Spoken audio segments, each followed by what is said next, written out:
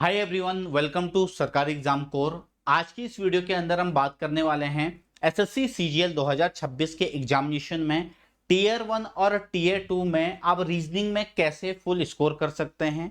तो आज मैं आपके सामने एक स्ट्रेटजी शेयर करने जा रहा हूं। जैसे कि आप सभी को मालूम होगा कि इस बार एसएससी ने एक बहुत बड़ा बदलाव किया है एग्जामिनेशन के पैटर्न के अंदर, ठीक है। और वो बदलाव क्या है कि आपका सेक्शनल टाइम जो है वो इंट्रोड्यूस कर दिया है। अभी तक जो एसएससी के पेपर होते थे उसमें जो है आपको टीयर 1 में 60 मिनट मिलते थे, बट उसमें सेक्शन वाइज वो टाइम डिवाइड नहीं था। इस बार जो है वो सेक्शन वाइज टाइम डिवाइड कर दिया है। अगर मैं 60 मिनट को 4 पार्ट में डिवाइड कर दूं तो ईच सेक्शन के लिए दोस्तों आपको 15 मिनट्स का टाइम दिया जाएगा, ठीक है। अब बेसिकली होगा क्या, जैसे सेक्शन 1 ओपन होगा, सेक्शन 1 जब 15 मिनट उसके कंप्लीट हो जाएंगे तभी जो है सेक्शन 2 ओपन होगा। मतलब आप ऐसा नहीं कर सकते हैं कि आपने सेक्शन 1 खोला फिर सेक्शन 2 पे चले गए फिर सेक्शन 3 पे ना। जब एक सेक्शन का टाइम कंप्लीट होगा तभी जो है दूसरा सेक्शन ओपन होगा, ठीक है। इसके अलावा जो है एक बात और, जब अगर एक सेक्शन कंप्लीट हो जाएगा तो ध्यान दीजिएगा अब आप ना उस सेक्शन में वापस नहीं आ सकते हैं, ठीक है। जैसे पहले क्या होता था, मान लीजिए कि हमने रीजनिंग में, फॉर एग्जांपल रीजनिंग में हमने 3 क्वेश्चन में हमने मार्क फॉर रिव्यू कर रखा है, ठीक है। हम बाद में वापस आ सकते थे, लेकिन अब आप वापस नहीं आ सकते हो। एक बार अगर वो पूरा का पूरा सेक्शन ओवर हो गया आप वापस नहीं आ सकते हो, ठीक है। इसके अलावा जो है अगर हम बात करें कि भाई अब आपको किस तरीके से तैयारी करनी है, देखिए सबसे पहले आपको यह पता होना चाहिए कि भाई एसएससी सीजीएल का जो लास्ट 5 ईयर का जो क्वेश्चन पूछने का ट्रेंड रह रखा ना वो क्या रह रखा है, मतलब चैप्टर वाइज वेटेज क्या रह रखी है। साल 2025 से एडिक्विटी एग्जामिनेशन ले रहा है एसएससी का, उससे पहले टीसीएस पेपर कंडक्ट करवाता था, ठीक है। अब देखो जब वेंडर चेंज होता है ना तो कुछ ही चीजें जो है बदलती हैं, क्वेश्चंस का जो पूछने का तरीका है वो थोड़ा बहुत जो है बदलता है, बाकी कॉन्सेप्ट आपके सेम रहते हैं। तो सबसे पहले मैं यहाँ पे बात करने वाला हूं 2021 में कौन से टॉपिक से कितने कितने क्वेश्चंस आए हैं, ये आप देख सकते हैं। 21 शिफ्ट में पेपर हुआ था और ये आपके सामने हर एक जो टॉपिक है उसके बारे में दिया गया है। तो ये सारे के सारे टॉपिक आपको पढ़ने हैं, ठीक है। इसका पीडीएफ मैं टेलीग्राम चैनल पर शेयर कर दूंगा इसका सरकारी एग्जाम कोर के, ठीक है। इसके अलावा हम एक बार टॉपिक देख लेते हैं। नंबर एनालॉजी है, नंबर सीरीज है, coding decoding, missing series, sitting arrangement, direction, odd one out, ठीक है, प्रिंटेड क्यूब, फिगर, रोटेशन। तो ये सारे के सारे जो है हमारे पास रीजनिंग का सिलेबस है। 2022 में ये आप देख सकते हैं किस टॉपिक की कितनी कितनी वेटेज रह रखी है। अगर हम बात करें तो 2023 में ये आप देख सकते हैं तो दोस्तों कि कौन से टॉपिक का कितना कितना वेटेज रह रखा था, ये 2023 का एनालिसिस है। इसके अलावा ये 2024 का एनालिसिस है, 2024 में जो है किस तरीके से जो है चीजें आपसे पूछी जाती थी, ठीक है। तो अगर आपने ये सारे के सारे टॉपिक कर रखे हैं तो बहुत अच्छी बात है, नहीं कर रखे हैं अभी तक तो पहले आपको इन टॉपिक को कवर करना चाहिए। अब 2025 की बात करते हैं, जब से हमारा वेंडर चेंज हुआ है एसएससी का।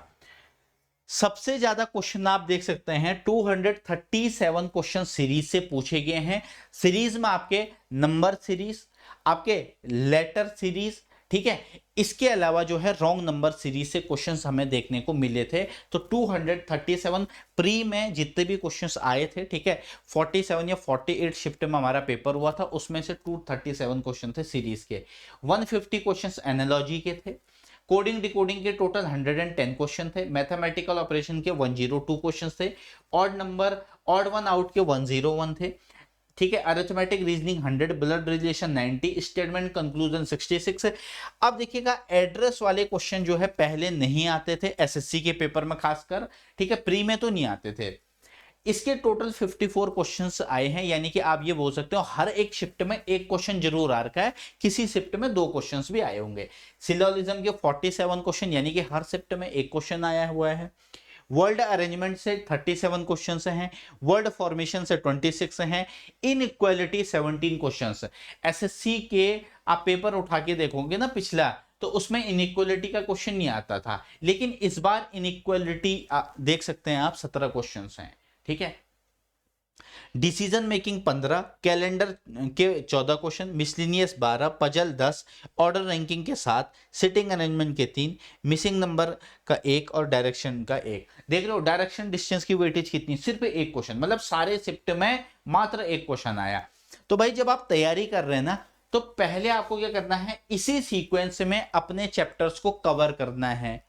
ठीक है, पहले चैप्टर पढ़ा, उस चैप्टर के लॉजिक क्लियर किए, ठीक है, उसके बाद जो है हमें क्या करना है, पीवाईक्यू के क्वेश्चंस लगाने हैं। ठीक है, समझ पा रहे हैं आप? आगे बढ़ेंगे तो अगर मैं इसका ऑन एन एवरेज बात करूं तो सीरीज के ना हर शिफ्ट में लगभग आप देख सकते हैं 4 से 5 क्वेश्चन भाई हर शिफ्ट के अंदर आ रखे हैं सीरीज के, तो बड़ा ही इंपॉर्टेंट टॉपिक है। ठीक है, आगे बढ़ेंगे, चलिए। ठीक है, और एक बात और बता दूं, प्री और मेंस की अलग से तैयारी नहीं होती है। ठीक है, जो चीजें आप मेंस के लिए पढ़ोगे वही चीजें आपकी प्री में भी आएंगी। ठीक है, तो तैयारी करिए मेंस की। ठीक है, प्री की तैयारी ऑलरेडी हो जाएगी, तो मेंस को जो है बेस मान के चलिए, आपको मेंस की तैयारी करनी है। अब यहाँ पे ना देखिएगा, बच्चे ना अलग अलग टाइप के स्टूडेंट्स होंगे। भाई कोई बिगिनर होगा जिसने जो है तैयारी रिसेंटली स्टार्ट करी है, महीने भर पहले करी है, या जब से नोटिफिकेशन आया है तब से तैयारी शुरू करी है, या 2 महीने हो रहे हैं, 3 महीने हो रहे हैं। और एक उन कैटेगरी के बच्चे हैं जिनको भाई एक्सपीरियंस है। एक्सपीरियंस का मतलब है कि जिन्होंने जो है सीजीएल का पेपर पहले दे रखा है, 1 बार दे रखा है, 2 बार दे रखा है, 3 बार दे रखा है, उनका प्री तो निकल जा रहा है, बट वो मेंस में रह जा रहे हैं, या फाइनल सिलेक्शन से कुछ नंबर से रह जा रहे हैं। अब देखिएगा आपको करना कैसे है। ठीक है, तो भाई जो बिगिनर है, बिगिनर के लिए मैं सबसे पहले यहाँ पे बताने वाला हूं। तो बिगिनर जो है वो पहले ना चैप्टर वाइज भाई अपने कॉन्सेप्ट क्लियर करो। क्या करोगे? चैप्टर वाइज अपने कॉन्सेप्ट क्लियर करो। ठीक है, एक नोटबुक बनाओ, उस नोटबुक के अंदर जो जो भी इंपॉर्टेंट लॉजिक हैं रीजनिंग के, वो सारे के सारे लिखो चैप्टर वाइज। जब आप चैप्टर वाइज पढ़ रहे हैं तो आपको चैप्टर वाइज क्वेश्चन से प्रैक्टिस करना है। जैसे फॉर एग्जांपल आपने सीरीज चैप्टर पढ़ा कहीं से, अब जब आपने सीरीज चैप्टर पढ़ लिया है, तो आपको सीरीज चैप्टर के प्रीवियस ईयर के क्वेश्चंस लगाने हैं। प्रीवियस ईयर के क्वेश्चंस कम से कम टॉप टॉप 150 क्वेश्चंस भाई प्रैक्टिस करो, क्योंकि आपके पास इतना समय नहीं है कि एक ही चैप्टर के तुम 400-500 सवाल लगा रहे हो। अभी 2.5 महीने के बाद पेपर है, समझ पा रहे हैं मेरी बात को? तो चैप्टर वाइज जो है टॉप 150 क्वेश्चंस करो लास्ट 4 to 5 इयर्स के, जो कि मुझे लगता है एनफ है। लेकिन ये हर एक टॉपिक का आपको करना पड़ेगा। ठीक है, चाहे एसएससी में जितने भी टॉपिक आ रहे हैं जिनकी वेटेज ज्यादा है, हर एक टॉपिक का टॉप 150 क्वेश्चंस आपको करने हैं। इसके अलावा डेली आपका ये रूटीन होना चाहिए 50 क्वेश्चंस आपका मिक्स प्रैक्टिस करने का, मिक्स प्रैक्टिस। ठीक है, ठीक है, मिक्स प्रैक्टिस आप तभी करना जब आपने कुछ चैप्टर्स पढ़े हैं। अगर आप बिल्कुल बिगिनर लेवल पे हो तो आपको ये चीज करनी है। ठीक है, चैप्टर पढ़ना है, उसके लॉजिक सीखने हैं, फिर पीवाईक्यू लगाने हैं। ठीक है, और वीकली जो है सेक्शनल मॉक टेस्ट दीजिए। ठीक है, जिन्होंने रीजनिंग के कुछ चैप्टर करे हुए हैं, अगर जिन्होंने बिल्कुल भी रीजनिंग के चैप्टर नहीं करे हैं, तो भाई जो चैप्टर आप पढ़ रहे हो उसकी क्विज लगा लीजिए, उसकी जो है क्विज लगा लीजिए, ये आपको मिल जाएगा।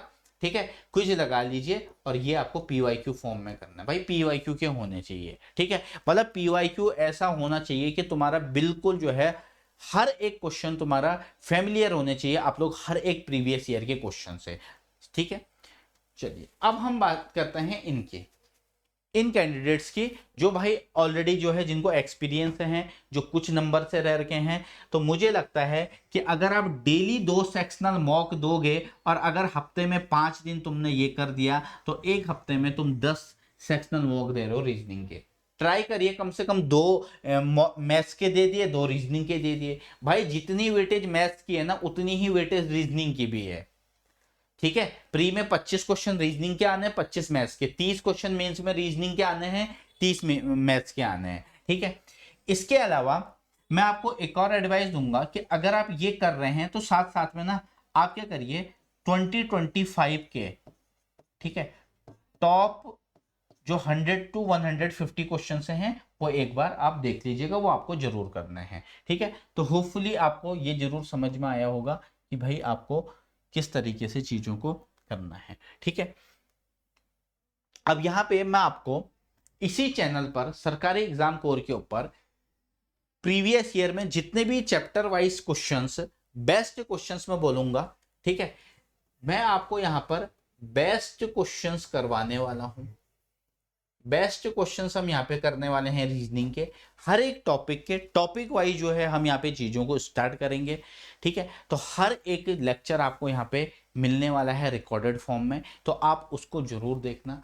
जितना ज़्यादा आप प्रीवियस ईयर के क्वेश्चंस करोगे ना, इतना ज़्यादा आपको फायदा होगा, ठीक है। और जब आप यहाँ अपनी स्पीड बढ़ाओगे ना, तो वही चीज़ें आपको जो है मॉक टेस्ट में देखने को मिलेगी, ठीक है। बाकी देखो, जो नया पैटर्न है, अगर आप नए पैटर्न के अकॉर्डिंग नहीं चलोगे तो भाई मैं फिर से कह रहा हूं पीछे रह जाओगे। नए पैटर्न के अकॉर्डिंग चलो। आपको जहां भी आप जब भी क्वेश्चन सॉल्व कर रहे हैं, जहां पर भी बैठे हैं भाई, सेक्शनल टाइमर लगा दो, फोन में टाइमर लगा लो और ये सोचो कि भाई मुझे 50 क्वेश्चन करने हैं रीजनिंग के, मैं देखता हूं कितना समय लगता है।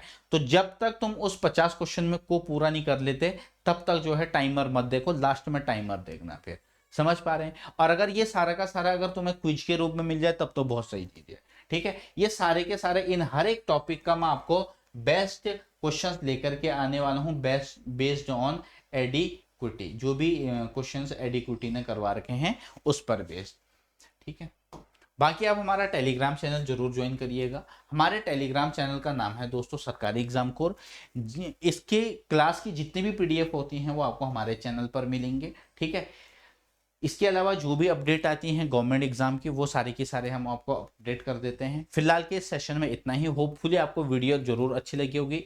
अगर इसके बावजूद किसी का कोई भी डाउट हो तो कमेंट बॉक्स में पिन कर दीजिएगा। और हाँ, एक बात और, जो भी सेशन मैं आपके लिए लेकर के आने वाला हूँ अपकमिंग डेज के अंदर, तो भाई इसको फॉलो जरूर करिएगा, ठीक है। मैं बेस्ट क्वेश्चन लेकर के आऊँगा, बस आपको उसको फॉलो करना है, अच्छे तरीके से बार बार चीज़ों को रिवाइज करना है। Bye bye, take care.